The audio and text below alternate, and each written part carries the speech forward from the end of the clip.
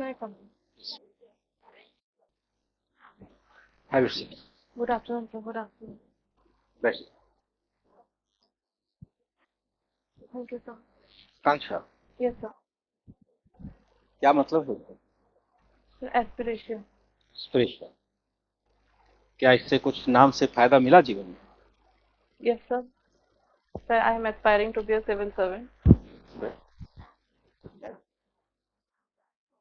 Sir, never give up attitude.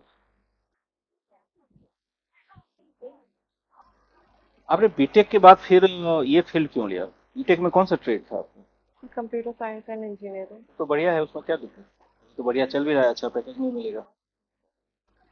Sir, मेरे को computer science में तो इंटरेस्ट था ही, बट उससे उससे भी ज़्यादा मुझे इंटरेस्ट सिविल सर्विसेज में, इसलिए मैंने ये क्या किया। यहाँ पर मिलेगा? क्या अचीवमेंट होगा यहाँ, क्या प्राप्त? सर, वैसे अगर हम देखें तो हम कहते हैं कि हमें सोशल सर्विस करनी है, एक nationalist citizen of a country. लेकिन इन सर्विसेज में आ करके अगर हम अपना काम ही अच्छे से कर लेते हैं ना, तो वही एक बहुत बड़ी सोशल सर्विस हो जाती है। तो हम किसी कोई एक साइन करके हम किसी की बहुत ही ज्यादा हेल्प कर सकते हैं, जो उसको प्रॉब्लम से बाहर निकाल सकती है। क्या करेंगे आप? एसडीएम बनने के बाद क्या करना है? तो वो तो डिस्ट्रिक्ट टू डिस्ट्रिक्ट पे डिपेंड करेगा। अगर मान लीजिए कोई डिस्ट्रिक्ट है। मैं आपको डिस्ट्रिक्ट दूं? ठीक है sir. Ballia district. Ballia district. Sir, जहाँ तक मुझे पता है शायद वहाँ पे एजुकेशन कम है, और वहाँ का बेसिक इंफ्रास्ट्रक्चर भी थोड़ा सा कम है। तो मैं वहाँ जाके उस फील्ड में काम करूँगी। अगर मान लीजिए मुझे दूसरा डिस्ट्रिक्ट मिलता है कोई मिर्जापुर या उस टाइप का, तो मैं वहाँ लॉ एंड ऑर्डर में जो भी हेल्प कर पाऊंगी मैं वो करूँ। तो मिर्जापुर के बारे में कहीं आप सीरीज देख करके लॉ ऑर्डर नहीं? वो तो मैंने देखी नहीं सर, वेब सीरीज। वो तो 12 घंटे की थी, उतना टाइम ही नहीं मिला मुझे। वो विश लिस्ट में है। नहीं तो आप से पहले भी तो बहुत सारे अधिकारी वहां पर आए होंगे, ऐसा तो है नहीं कि आप पहली बार एसडीएम बन के जा रहे हो। आपसे ऊपर भी मुख्यमंत्री है, कलेक्टर है, कमिश्नर है, तब आप एसडीएम हो। आपके नीचे भी बहुत सारे ये अधिकारी हैं। ये आज तक वो लोग लॉ एंड ठीक नहीं कर पाए, आप नहीं, ठीक कर दोगे? नहीं सर, मेरा कहने का मतलब था कि मैं इंक्रीमेंटल चेंजेस अपने लेवल पे, हर अधिकारी कुछ ना कुछ तो कर ही सकता है।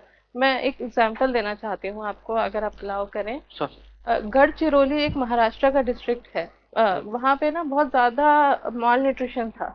तो वहाँ के एक लोकल एडमिनिस्ट्रेशन ने बस इतना किया कि जो वहाँ पराठे थे उसमें उन्होंने कुछ क्विजीन, लोकल लोकल क्विजीन डाला। शायद पत्ते, ग्रीन लीफी वेजिटेबल्स, और साथ में तिल की चटनी, सीसम की चटनी दी। और वहाँ पे उनका जो एनीमिया रेट है वो ड्रास्टिकली डिक्लाइन हो गया। तो इसमें हमारा कुछ ज्यादा गया तो है नहीं। और वहाँ पे लोगों को कितना इफेक्ट पड़ा, बच्चों को। इंडियन सोसाइटी महिलाओं के प्रति वाइस क्यों है? सर, मैं समझी नहीं, मतलब बायस क्यों। वाइस। सर, हमारे यहाँ ना देवी दासी सिंड्रोम बहुत चलता है। तो या तो हम उन्हें देवी बना देते हैं, पूछते हैं तो हम उनसे वैसे ही कोई काम नहीं करेंगे, या तो हम उन्हें दासी बना देते हैं कि बस अब यही हमारा सारा काम करेंगी, हम सुपीरियर हैं, बाकी ये सेकेंड ग्रेड जेंडर है। तो इस वजह से फीमेल क्या की। सच में ऐसा तो नहीं हो? एक ही घर की महिला जो होती है देवी भी होती है, दासी भी होती सर, वो है, एक। घर की मुखिया भी होती है। ऐसा तो सभी समाज में नहीं कर सकते हैं कि देवी और दासी सिंड्रोम सुरक्षित है। घर माता जो होती है वो घर भी चलाती है। बहुत सारी महिलाओं को देखते हैं कि सोशल सेक्टर में काम करती है, यस सर, घर में लेकिन भी काम करती है। ये जो प्रपोर्शन है ये बहुत कम है आज की डेट में। क्या नहीं लगता है कि आपको महिलाओं ने खुद से ही अपनी स्थिति को कमजोर कर लिया है?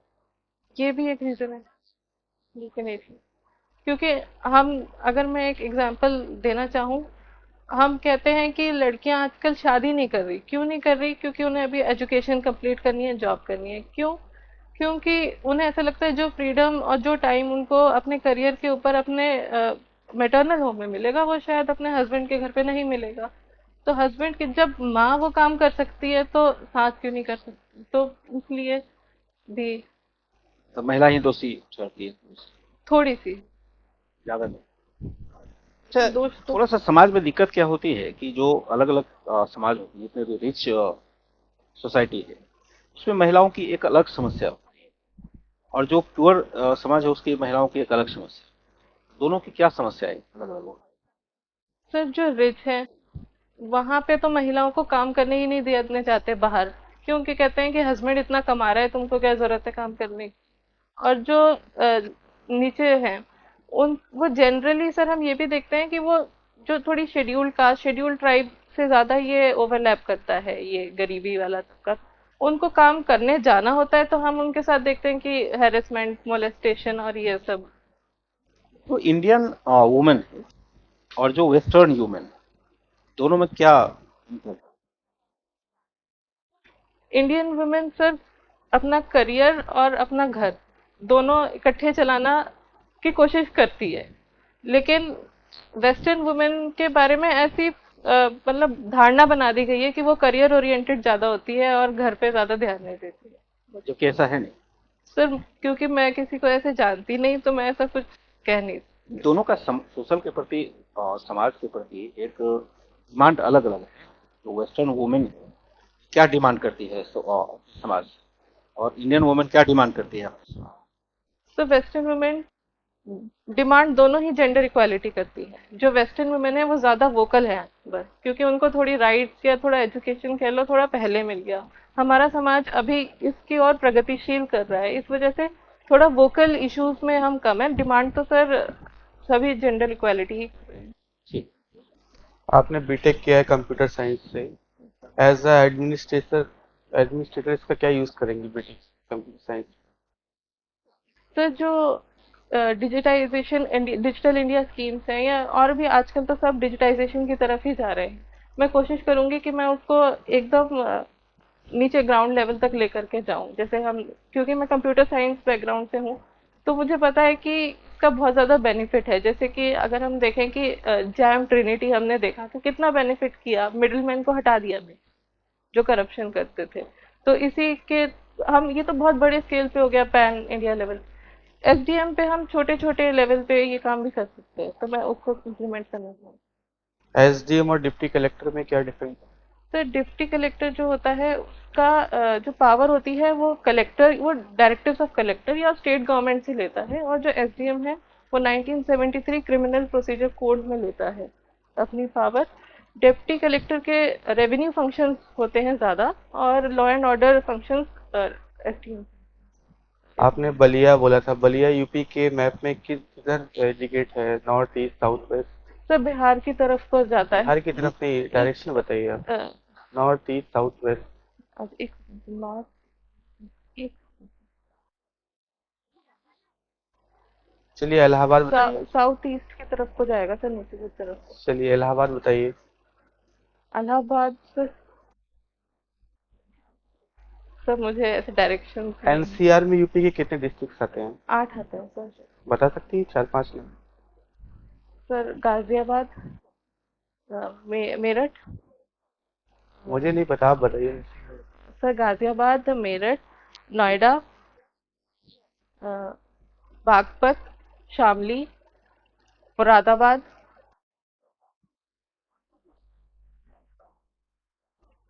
बघेलखंड सुना है? Yes sir. क्या है ये? सर मुझे याद नहीं है बागेलखंड, मैंने सुना तो है, याद नहीं है मुझे। अभी आपने बताया कि एनसीआर में नोएडा आता है। नोएडा कौन सा जिला है?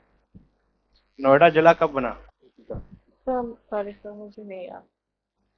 अच्छा, ये बताइए, आपका सोशोलॉजी है, अ, वैकल्पिक सब्जेक्ट। अभी आपने कहा कि जो महिलाएं हैं उनकी जो स्थिति है वो शादी करना नहीं चाहती क्योंकि हस्बैंड घर में उन्हें पढ़ाई का अवसर नहीं मिलेगा। क्या लगता है कि मतलब विवाह संस्था को खत्म कर देना चाहिए? नहीं सर, फिर विवाह संस्था को अगर हम खत्म कर देंगे तो फिर समाज कैसे चलेगा? सोशियोलॉजिकली तो हम देखते हैं कि एक मैरिज एक ऐसा इंस्टीट्यूशन है जिसके जरिए एक लेजिटिमेट चिल्ड्रन प्रोड्यूस करते हैं। पूरा जो प्रॉपर्टी इश्यूज, इनहेरिटेंस इश्यूज होते हैं वो चलते हैं। अगर हम इसको खत्म कर देंगे तो ये तो एनार्की जैसा सिस्टम हो जाएगा। लिव इन रिलेशनशिप का जो कॉन्सेप्ट है वो कर। सर ये कॉन्सेप्ट वेस्टर्नाइज्ड कॉन्सेप्ट है जो आजकल इंडिया में है, लेकिन मैं एज अ पर्सन तो मैं उस पर अग्री नहीं करती। क्योंकि जो children born out of such relationships जो होते हैं, अगर आगे चल करके कोई दिक्कत हो जाए हस्बैंड वाइफ पार्टनर्स के बीच में, तो फिर उनका फ्यूचर खतरे में है। मलिवात समिति जो है वो तो उसको रिकमेंडेट कर रही है कि आप लीगल रिलेशनशिप को लीगल करिए सरकार। यस सर, और कुछ कोर्ट्स के रूलिंग्स भी है कि हम डोमेस्टिक वायलेंस एक्ट और ये सब लागू करें लिव इन रिलेशनशिप्स को। बट पर्सनली मतलब पर्सनली आपका अप्रोच है, इसका मतलब आपके डिस्ट्रिक्ट में तो अपेक्षा ही नहीं रखी जाती है कि ऐसे विवाह कानून के खिलाफ ही आप जाओगे एज ए एडमिनिस्ट्रेटर। नहीं सर, मैं कानून के खिलाफ नहीं जाऊंगी, मैं एक जनरल। आपकी रूढ़िवादिता अपने पास है ना, तो समाज में अगर मुझे वैसे ऑफिसर की जरूरत होगी जो बदलते हुए समाज को, यहाँ तो समलैंगिकता की बात हो रही है, अब सरकार भी उसके ऊपर पक्ष रख रही है और बहुत सारे देश जो कि काफी डेवलप्ड है वो उनको मान्यता दे रहे हैं। इसका मतलब वो बेकार है या आपकी सोच फिर रूढ़िवादी होगी? सर मेरी सोच ही रूढ़िवादी होगी, मतलब जब इतने सारे पॉलिसी वगैरह सब इस पक्ष में कदम रख रहे हैं तो वो ठीक ही होगा। मैं अपने लेवल पे बोल रही हूँ। वेव 5.0 का बहुत चर्चा हो रही है कि आपका जो एकेडमिक बैकग्राउंड रहा है वो साइंस है, तो बता सकते हैं क्या है ये?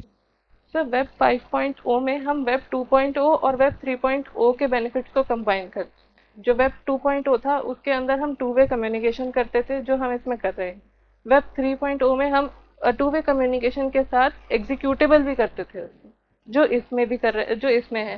प्लस इसके अंदर जो भी डेटा होगा उसको करप्ट करना बहुत मुश्किल होगा। डेटा की जो ओनरशिप है, जैसे हम कह रहे हैं कि अभी बिग डेटा कंपनीज के पास हैं, जो बिग 5 कंपनीज, वो इंडिविजुअल के पास आ रही है वेब 5.0 के कारण।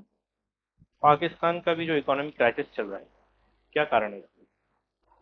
सर मेरे हिसाब से तो सोल कारण कश्मीर ही है उनके इकोनॉमिक क्राइसिस के पीछे। अगर आप मुझे बोलें तो मैं इलेबरेट करना चाहूंगी। सर कश्मीर के चक्कर में उनकी मिलिट्री, उनके जो आवाम है, उनकी जो जनता है, उन जो उनका टैक्स का पैसा है वो कॉर्नर करती है बहुत सारा।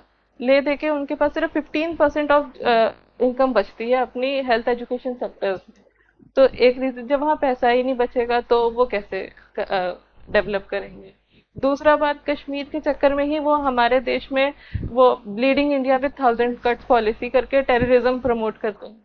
हमारे देश में टेररिज्म प्रमोट करेंगे, अफगानिस्तान में उन्होंने उसका पेड़ लगाया, उसके चक्कर में एफएटीएफ के लिस्ट से वो ग्रे लिस्ट हो गए। एफएटीएफ की ग्रे लिस्ट होने की वजह से इंटरनेशनल इन्वेस्टमेंट आएगी नहीं, इन्वेस्टमेंट नहीं आएगी तो वहाँ बिजनेस कैसे लगेगा, तो फिर से उनके फॉरेन रिजर्व खत्म होंगे।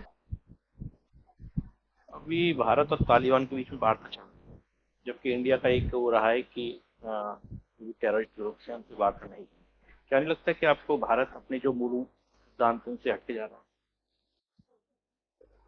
सर मुझे इस बारे में मुझे ये नहीं पता कि ये वार्ता ऑफिशियली हो रही है या वो बैकडोर डिप्लोमेसी, जो ट्रैक टू डिप्लोमेसी कहते हैं कि पर्दे के पीछे जो थोड़ी बहुत बातचीत होती है उससे हो रही है। मुझे इस बात का तो नहीं पता। हॉबीज वगैरह? Sir glass painting. हाँ, और कुछ? नहीं सर, वही करती हूँ कभी कभी। जहाँ तक अभी इंटरनेशनल रिलेशन की बात है, यस सर। उसमें अभी चाइना बहुत चर्चा में है। Yes sir. क्यों? किन किन वजह से, मतलब more than one factor? Yes sir. Sir सबसे पहले तो उनका साउथ चाइना सी के साथ जो इशू रहता है, और वो आसियान एशियान जो देश हैं ना, अपनी 9 डैश लाइन के चक्कर में उनके साथ चाइना और एशियान देशों के रिश्ते खराब है, उसके लिए वो चर्चा में है। दूसरा, वहाँ पे जो प्रेसिडेंट है शी जिनपिंग, उन्होंने अपना 3rd टर्म लिया है। उन्होंने कुछ पिछले साल में ऐसा कॉन्स्टिट्यूशन में चेंजेस करे थे जिसके बिना पर अब वो लाइफ टाइम प्रेसिडेंट रह सकते हैं, तो इसकी वजह से वो चर्चा में है। तीसरा, कोविड-19 जो उन्होंने पैंडेमिक वुहान से ऐसा ऑफिशियली नहीं बोला है, बट वुहान लैब में उन्होंने वर्ल्ड हेल्थ ऑर्गेनाइजेशन को इन्वेस्टिगेट भी नहीं करने दिया है। और ये भी चर्चा है कि ये जब तक हम इन्वेस्टिगेट नहीं करेंगे तो हमें पता कैसे चलेगा कि ओरिजिन ऑफ द वायरस क्या है, और फ्यूचर ये वेव्स आती जाएंगी, तो इसकी वजह से भी ये। चौथा असर, बॉर्डर क्लैश और ये सलामी स्लाइसिंग वाली जो पॉलिसी है शी जिनपिंग की, कि हम इंडिया को बॉर्डर्स पे उलझा के रखें ताकि इंडिया साउथ इंडियन ओशन की तरफ अपना ध्यान ना दे। कभी गलवान क्लैश, कभी पेंगोंग सो लेक में क्लैश होना, कभी डोकलाम में क्लैश होना, तो इसकी वजह से चाइना ठीक। और सर स्पाई बलून वाला केस ठीक है, ठीक है, थैंक यू। Thank you.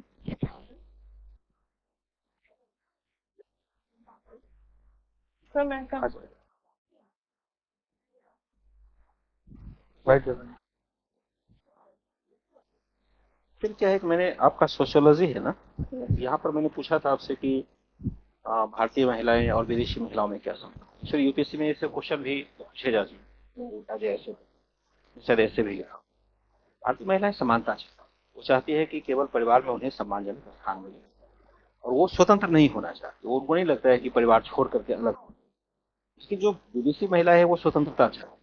वो ये नहीं हो चाहती है कि पुरुष रहे ना रहे, डज नॉट मैटर, मैं स्वतंत्र हूँ, मेरे ऊपर किसी प्रकार का अंकुश नहीं।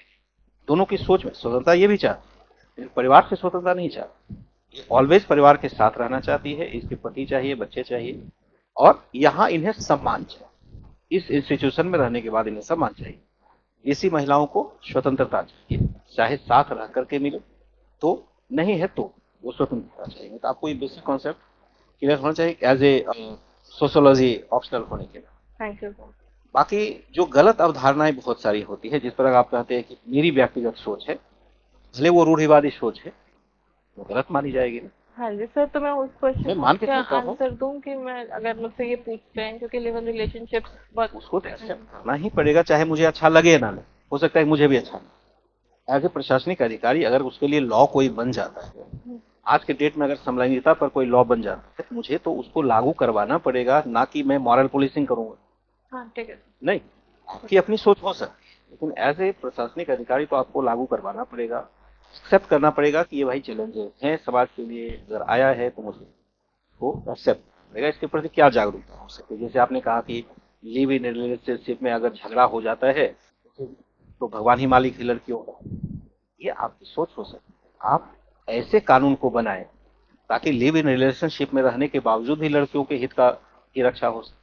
ये आपका काम बनता है, प्रशासन का काम बनता है। आप कानून बना नहीं सकते, कानून को अच्छे तरीके से लागू। आपके पास बहुत सारे उदाहरण है, उसको आप दूर कर दीजिए, आपका काम हो जाएगा, क्योंकि आप इसमें जजमेंट नहीं दे सकते।